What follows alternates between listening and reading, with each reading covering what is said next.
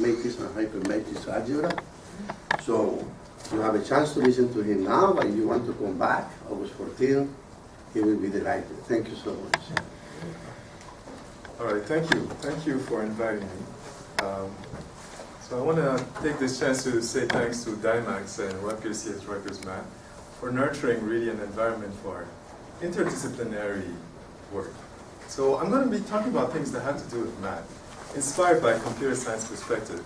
And typically, we don't see boundaries between applied computer science, pure mathematics. You can go back and forth between the three. All right, so this is joint work. It's not really joint work. It was really mentored by Professor Zeitberger because throughout the project, I had brash attempts to derail by making crazy ideas, and it was really the sound advice and recommendation of Professor Zeitberger which helped steer it in the right direction. So I'm very grateful for this. Now, to complete with the announcements and administrivia, I'm just going to apologize because what I'm going to talk about is very elementary. And I've been told that there are many undergrad who are attending this talk. I remember my days being undergrad, not so bright undergrad. I prepared a talk that I could have understood as an undergrad, and there might be undergrad here who might be offended by what I'm going to present, so I apologize to them. All right, and not to be sure that I'm not completely wasting the time and the potential of these undergrad, I prepared kits so they can think about it while I present the talk. This is very relevant to what I'm going to be talking about. So let me detail the kit while I go through the outline. So I'm going to be talking about numbers, how you encode numbers. And this came out of my struggles to teach my 9-year-old daughter the algorithms for multiplying, adding, and exponentiating numbers. It proved to be challenging to tell her to do this carry business. So where did it come from? Why do you carry? Why do you have a different algorithm for addition and another algorithm for multiplication? When does she get to do what I do, research and math? I told her, maybe it's not your fault. Maybe it's not because you have to go through all these years before you start thinking about research. Maybe you can start research right now. And it's up to us to come up with a way to help you think about math.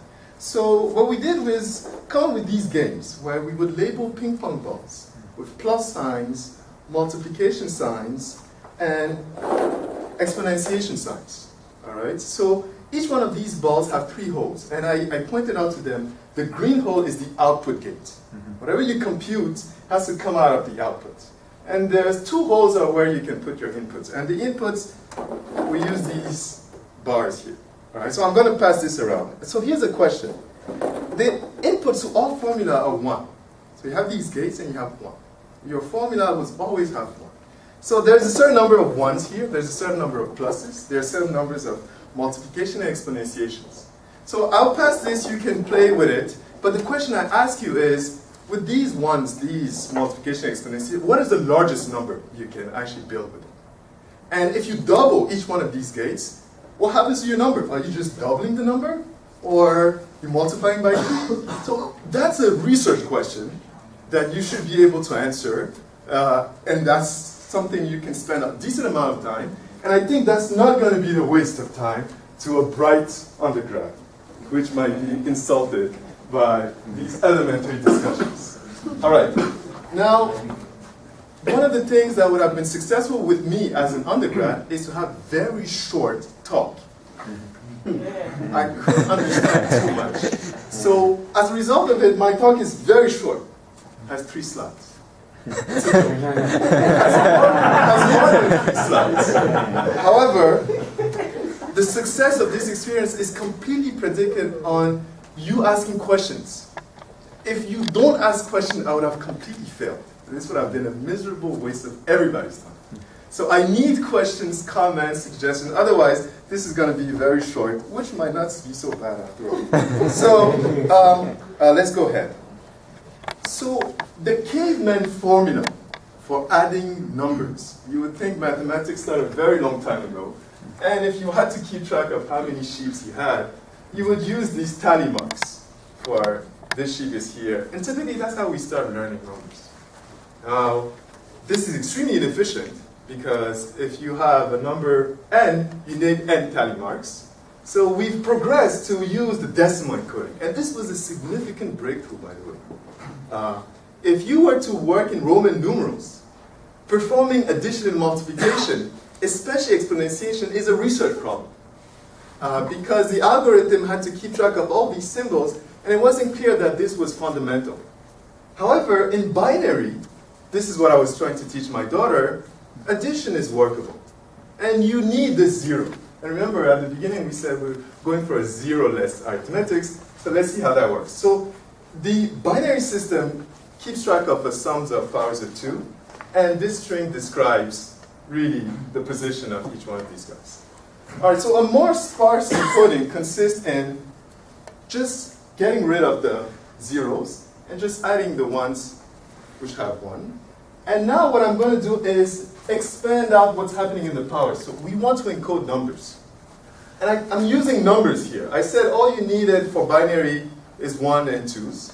But here I'm using a 4, so that's cheating. My daughter would say, you're cheating, you don't have 4. So I said, all right, let me change that into a 2, and let me change that into a 2. So you can do this. Every time you had a sums of powers of 2, if you had a sum of powers of 2, you can recursively go here and expand out in binary. And this, amazingly enough, was studied by Goodstein. So Goodstein was studying these recursive decomposition, and if I had to build it with the kit I showed you, this is what I would be looking at.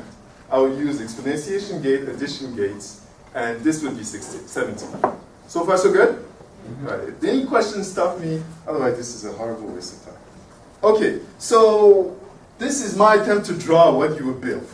All right, you have these exponentiation gates. This is what you would try to build if 17 you thought was the largest number you could build with the balls. And I believe there's enough balls pluses to build 17.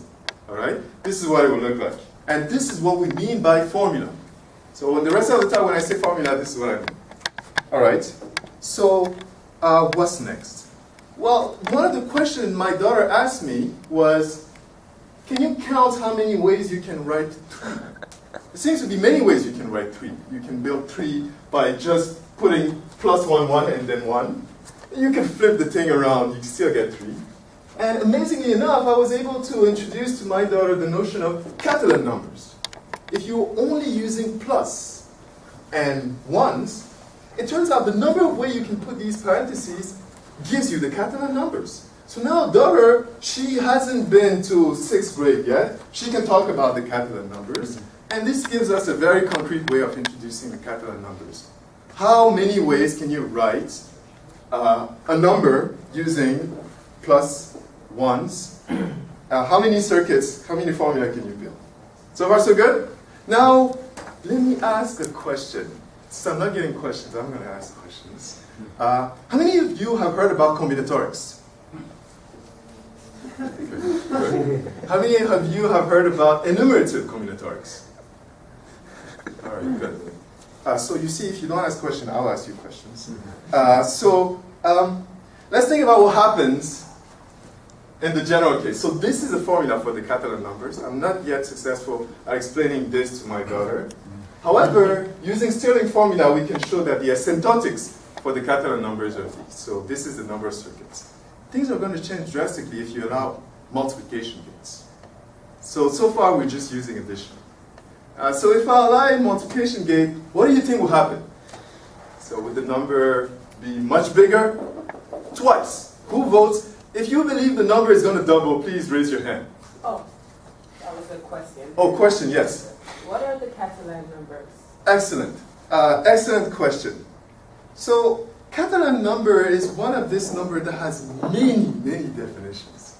After I've discovered this one, I forgot all the others. We can remind ourselves of the others. So, Professor Abelo, do you remember what's your favorite definition for the Catalan number? That one. Yep, this one? Yeah. Anybody else has another favorite definition for the Catalan numbers? Number of triangulations of foregone. Thank you. So that's a wonderful definition for the Catalan numbers. There's one that has to do with... I have another. Yes, the which one? dimension of the so-called diagonal harmonics. It takes 50 pages of algebraic geometry to prove it.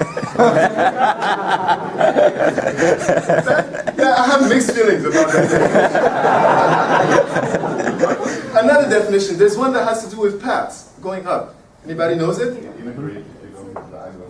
Yes. Can you tell me what that definition is? I completely forgot because of this You one. want to go from lower right corner to the upper right corner in Yes. the 8. You don't want to hit the diagonal. And you have to go only upwards and to the right. You can't go down to the left. Something like that, right? Do you guys agree? So I'm not going to prove it. The point is, Catalan numbers have many definitions. They have many definitions. This happens to be my favorite. And it's a research problem to prove that some of the things are actually counting, are giving Catalan numbers. So we're right into the math. So to answer your question, to me, for the purpose of this talk, the Catalan number is the number of ways you can put parentheses to a set of 1 plus 1 plus 1 plus 1 and still get your number. So it's really the parenthesesing of your ones. All right? Does that answer your question? And there are many definitions for that. Thank you for the question. Please, more questions. All right. So now we talked about what happened when you only use addition. What happens if you start allowing multiplication? So now I need a vote. The natural instinct of my daughter was that if you allow multiplication, the number of formula was just going to double. You have twice as many. You have addition, you have multiplication. So you should expect twice as many more formulas. Who thinks that intuition is correct? She was right on a few stuff. So who thinks it's correct? It's going to double, at most double. Who thinks it's going to more than double? Who thinks it's neither? Neither double, or nothing. So you think it's more than doubling, but let's be a bit more precise. It's a constant times the number, the Catalan number, or some function of n times the Catalan number? Some function of n times the Catalan number. And the point is, these type of questions is what really gets us into mathematical research. So you don't have to wait to go to a PhD to start mathematical research. You can start right now with this question. All right, so let's answer it. If you had to answer that question and you were allowed to try on your computer, how would you go about it? If you had to count, and here I'm going to allow addition, multiplication, and exponentiation. And I'm going to say, I want to count the numbers of formulas, you can deal with my gadgets, which encodes the number n. If you evaluate it, it's going to be the number n. All right, so using a brilliant idea pointed out to me by Dr. Z, which was known in combinatorics for other problems, is it's sufficient to focus on the root. Think about the root, the top root. And this idea is very essential to what we call recursions. If you focus on the roots, take out the roots, you're essentially doing the same thing over and over again. And it's the signature of these recursive algorithms that we use in combinatorics. All right? So there are 4 possibilities for the roots. Actually, 3. Is it 4? 3 possibilities, yes. So the root could be an addition gate. The root could be a multiplication gate. Or the root could be an exponentiation gate. All right? Just one. One root. Yes, yes, yes. No, just the constant. Just number 1. No. Oh, yeah, absolutely. Thank you. 4. Yes. Thanks. You could have the constant one. You could definitely have the constant one. That case is trivial. Actually, you have an if clause for this. If you want 1, 1 comes up. Yes, question? You can have a 1 as the root. So, I mean, the root can't be a leaf unless it's by itself. Yeah, so we consider the 1 by itself or the leaf by itself 1 to be a valid formula. All right, so is that the only way you can have 1 as a root? Yes. Oh, that's a wonderful question. So we're going to get to that. But the point is we want the smallest possible descriptions for our formulas. So you don't want a formula that has somewhere 1 times 1. You don't want a formula that has somewhere 1 to the power 1. So you want to cut out any sub-formula which has pieces you don't need, critically need. So we want the smallest possible formulas. Otherwise, there are infinitely many formulas encoding any number. Right? So 1 times 1 times 1 times 1 and so on. All right, so we want minimalist. We want to be as minimalist as possible. And if you want to break this problem in pieces, you have to count how many formulas are rooted at a plus, how many formulas are rooted at a multiplication, how many formulas are rooted at an exponentiation. So this actually, there's code online. If you go on Dr. Z's page or my page, soon I'm going to put up a Python implementation of this. But there's already a Maple implementation of these functions. So you can try them out yourself to see that we are not misleading you. All right, so we want to implement these. And this is typically known as recurrences. So what's the recurrence, and why do we call it a recurrence? Remember, what we're interested in is knowing how many formulas have a plus at their roots. But this turned out to be expressed in terms of formulas which may have anything you want at the root. Do you see? That's why we call it recursing. We are expressing something that is focusing on the pluses, but in terms of something that could use plus, multiplication, exponentiation at the roots. But the difference is these values are smaller than the one we started out with. Now, this was extremely nice because when I saw this for the first time, I realized that I could explain to my daughter what a convolution was.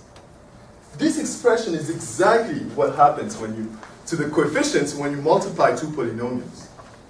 If you think about these as a coefficient of some polynomial, this is a coefficient of some polynomial, then this is exactly the expression for a convolution. So if somebody asked me today what a convolution is, I would not say this is this abstract product which appears for functions and polynomials. I would say this is the number of formula rooted at n if you express it in terms of the other rooted formulas. All right? So that's convolution for today. Okay, what about multiplication? Well, if you look at multiplication, the formula is quite similar, right? What you want to do now is not just break the numbers additively, but break them multiplicatively. You want to make sure that, I divides n. And you do the same thing. Take all the ones that evaluate to I. And if I times this is n, you want to multiply by all these options. And this is a way of teaching to a youngster what a Dirichlet convolution is. Right? So this is a formula for the Dirichlet convolution. All right, so now, so far so good. We haven't said the formula for exponentiation. Let's write it down. This is the exponentiation formula. And this, I had no name for it. I couldn't say this was normal convolution. This is Dirichlet convolution. So is this some kind of convolution? And now I'll ask you, what do you think? Is this a new convolution? This is for the bright and everybody else, the one I'm wasting the time for. So, is this convolution? Yes. So, those who say yes, I need a vote, and there's no in between. Those who believe the answer is yes, please raise your hand. Thank you. Those who believe the answer is no, please raise your hand. One hand? No, don't be shy. Everybody must vote, because if you have a stake in it, you will remember the answer. All right. So unfortunately, the answer is no. This is not a problem. So the one person who timidly raised her hand was right. The issue is that this is commutative. When you add a plus b is b plus a. A times b is b times a. And this is critical to convolution. However, here something really funny is happening with the exponentiation. So I thought about this. I'm telling you the answer now, but it took me a day or two to realize that something funny is happening here, and there's no other convolution. I was hoping that this was going to be a new convolution. However, something tricky here. But the point is, there is some mathematics to be done. You could study this and understand what is so special about it. But coming back to the purpose of our talk, if you add these three numbers together, and it's very easy to implement. I would have showed you the code if I had the time. You would get the numbers of formulas that you can build using plus, multiplication, and exponentiation gates. So far, so good? All right. I told you it's going to be a very short talk if you don't interrupt me. And I'm not getting a lot of interruptions so far. All right. So now the question was, how many more formulas do you get? We had this discussion about doubling a function of n. What happens? Well, it turns out that finding out how many formulas you can build this way is very hard. In the first case, we had the Catalan numbers. I'm assure you, if you can find this formula, that would be your numbers. Your name would be before the numbers. If it's John, it's going to be the John numbers. This formula was very hard for us to estimate, and it remains a project for me to try and figure out. I hope to turn this into my numbers. But all attempts I've tried failed miserably. But look at this thing. This thing is not so much different from what we saw before, right? So let's go back and look at the Catalan numbers. You have 4 to the n times this thing here, right? And here, what we're looking at, the estimate is 4.1 to the n times this n to the 3. So the argument, yes. Is this all the digits you know, or do you know some of the dot also? That's a wonderful question. So I will let Dr. Z answer. Dr. Z, this is definitely came up from code that Dr. Z has Yeah, it's a written. numerical estimate, and with this algorithm, that's fine. Sure, but how many digits do you know? Just these, or Yes. do you know some more? Of Just course. one- just Where's we have had it? okay. We have had it. So, right. But so this is again an It's always estimate. present. Okay, so it appears these are all the digits we know for a fact. But as I said, this is a non-rigorous estimate. So it's not like we have these digits for sure because this constant is not known. Actually, the constant doesn't affect what's inside the power. But yeah, so I'm not sure. I don't know whether we know more, but I trust Dr. Z because this is code he's written. I tried it out myself, but I've been having issues with this piece of code right now. So I'm not done. I'm not done estimating this number quite yet. All right. However, the point I'm trying to make is that this is awfully close to what we had before. Now, this suggests a question. Are the Catalan number dominating the count? In other words, the ways you can put the parentheses, is that dominating the count?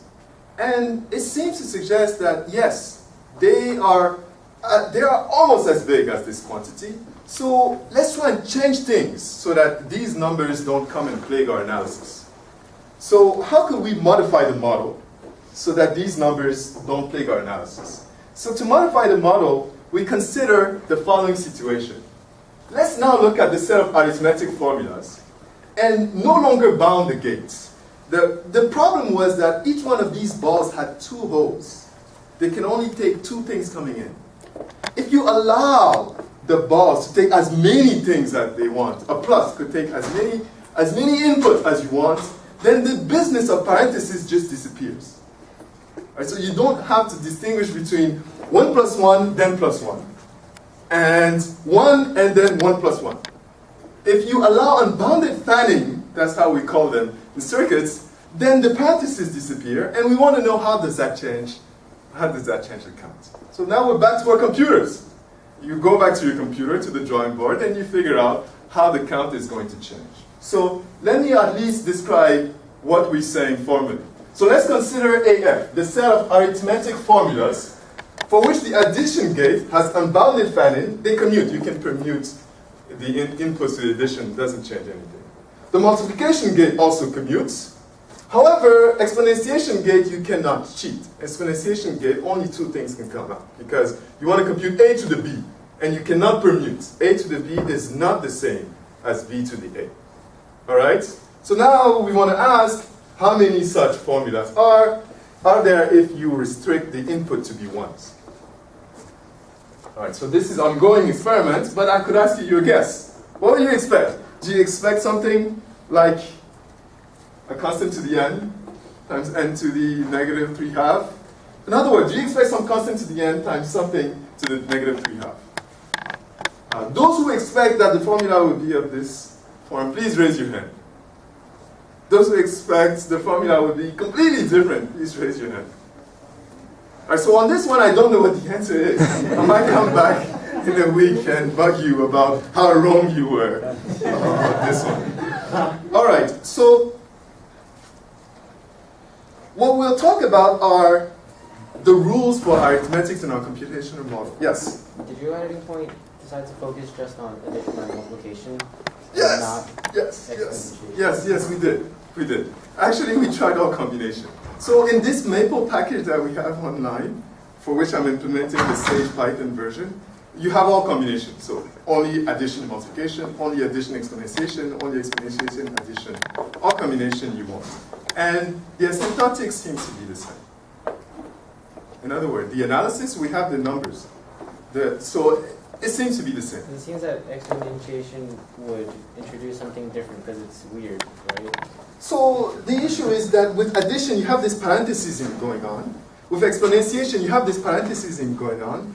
And I think that's where the blow-up is coming from.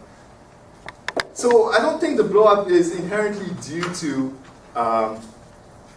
the operations you use. Because if you can build your number using these sets of gates, then the blow-up in the size of the number of formula have essentially to do with how you put in your parentheses. Now, it's true that exponentiation is not associative, but it's not clear to us right now, at least it's not clear to me, how that's going to affect your counts.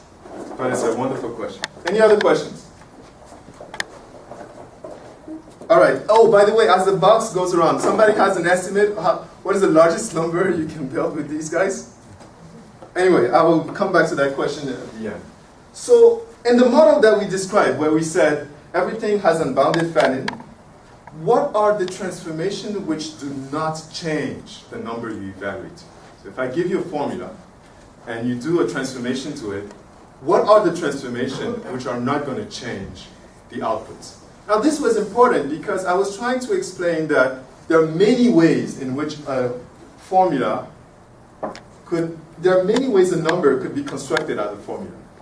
And somehow you ought to be able to modify one to the other. So we want to get to this idea of a canonical form. If I give you a formula, and I give you another formula, and I ask you, do they evaluate to the same number? Well, you could evaluate the whole thing, which is essentially a map to decimal encoding. Or you could look at properties of the formulas to find out whether they evaluate to the same thing. And the argument are, if you work in a computational model where all you could use is distributivity, which says if you multiply a formula, G, by the sum of formulas, is the same as the sum of the product. This is distributivity rule. If you do this product to the power G, this is the product of F to the power G. Now what's nice about these two rules is that if I give you formulas, and I give you these two rules, the algorithm for addition and multiplication merge. You no longer have two algorithms. You have one algorithm. And for that, you need a canonical form. So you need the recursive decimal encoding. If you encode numbers with the recursive decimal encoding, then the algorithm for addition and multiplication merge because the carry is implemented by just, using this distributivity rule. So what is the recursive decimal encoding? We said number in binary is the sum of powers of 2. The powers of 2, they themselves are formulas.